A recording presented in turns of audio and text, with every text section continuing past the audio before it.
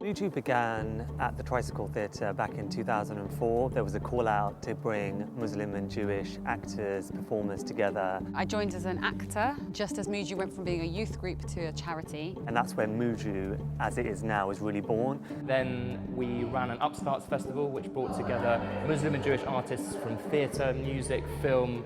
Audiences desperate to get in, loads of performers. It was a real warm moment where I looked around the room and just thought, this is MUJU.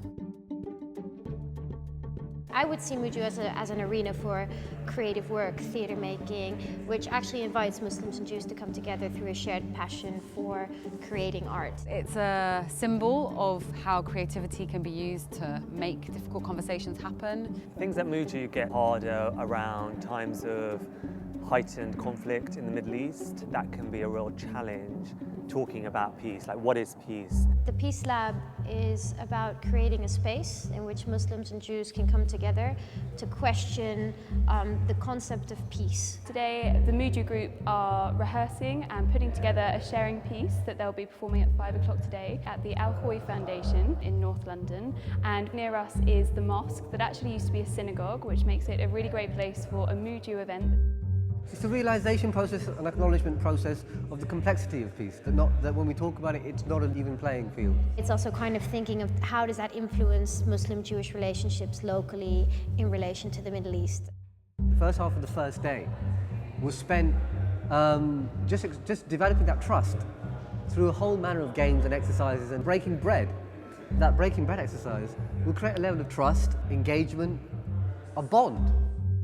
Yeah, so we had a discussion around what were the major issues Muslims and Jews both felt would be confrontational flashpoints. And it was very interesting to see that Muslims and Jews had the same elephants in the room. We then started to define peace through images, through physical embodiments, morphing into your version of peace.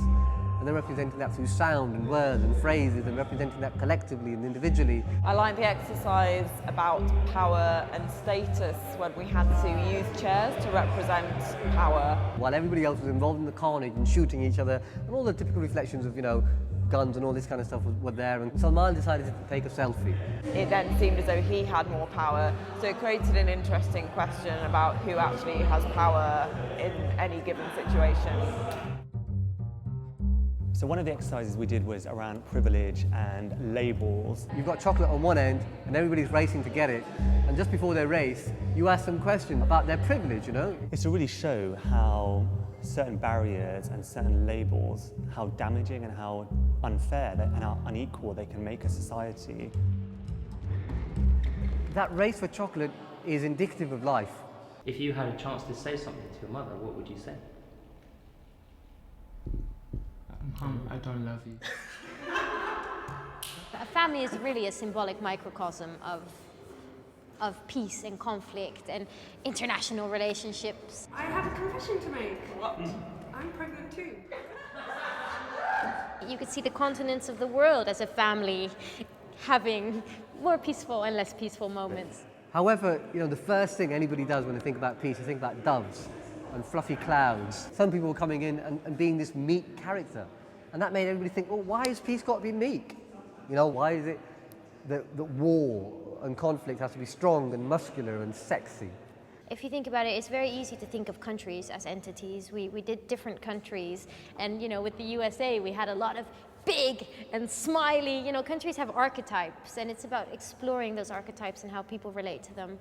Embodying both Palestine and Israel, we did a hot seating exercise, and I guess humanizing both of those states and speaking to them and hearing them was quite a humbling and unnerving and poignant and difficult experience. I think there was a moment when I was asked directly, but what would you do?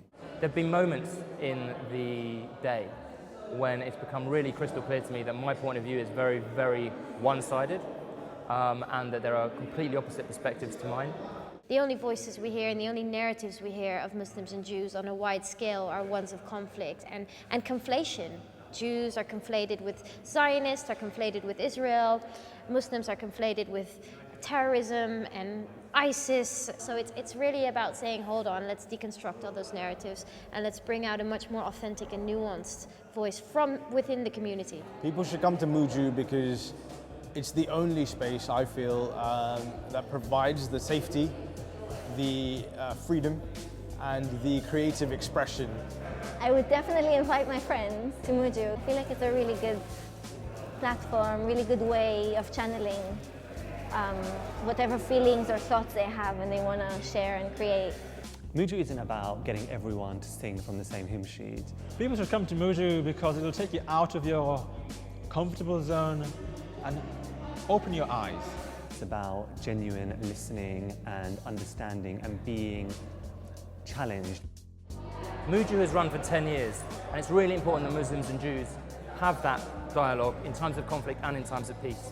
These relationships are real, and it's only through these real relationships that things will change. And obviously we don't expect to solve the Middle East problem, of course we don't. But what we hope to do is to get British Muslims and British Jews talking to each other. Come and see what we do, come and enjoy the creativity, come and feel safe and see the work we do. The work MUJU is doing today and in general is absolutely fantastic. A work that I think is going to become more and more pertinent with time. Certainly people should be involved with MUJU. And I think MUJU actually, ideally, is a place... Is that a fire alarm?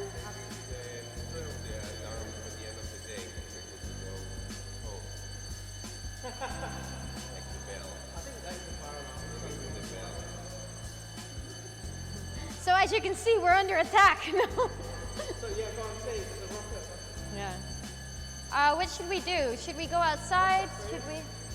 No, but they say something as well. Okay, fine. That's it. All right, carry on.